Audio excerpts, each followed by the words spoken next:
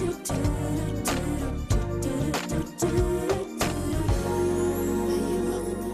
тақырыпқа қатысты көкейде мынадай сауал туындайды. Жүргіш күйеуді жүгендеудің жолдары қандай? Өзіне көңіл бөлу, ашық сөйлесу, туысқандарға айтып, масқаралау, болмаса ажырасу. Студиямыздағы қонақтармен таныстырайын. Лимана Құттыбекқызы біздің бағдарламамыздың психологы. Қош келдіңіз, Лимана ханым. Көктемнің жақындап келе жатқаны сезілетін сияқты, иә? Жақсы. Жалпы, Лимана ханым, ерлер моногамды деген ойды мықтап бізге санамызға сіңіріп жүрген сіздер, психологтар.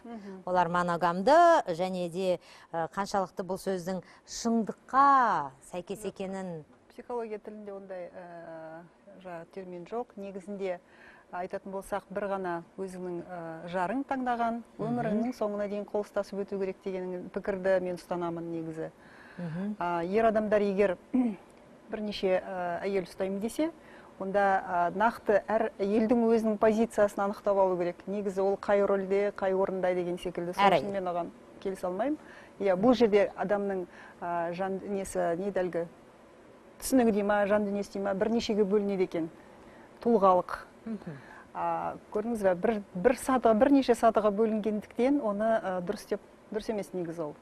Жақсы. Мен жаңа бір ұнтақ көрсеттім, патенттеп алыпты дедім. Білмеймін, қаншалықты оның анықтайтынына, опасыздықты анықтауға көмектесетінін, көмектеспейтініне. Сенесіз бе өзіңіз? Жалпы мынандай нәрсе бар. Жаңағыдай опасыздық жасаудың медициналық бір өзінің тілі бар, тәуелділік деген. Тәуелділік. Тәуелділікті, мысалға, алкоголизмді де дәрімен емдеуге болады, нашақорлықты емдеуге болады. Бұл тұқым қуалайтын нәрсе. Жаңағы опасыздықты да осы дәрінің жолымен емдеуге болады деген пікір бар. Бар, е? Себебі ол тәуелділік. Ол сондықтан да мысалға тұқым қуалайтын дүние болды. Бар, ол дәлелденген дүние.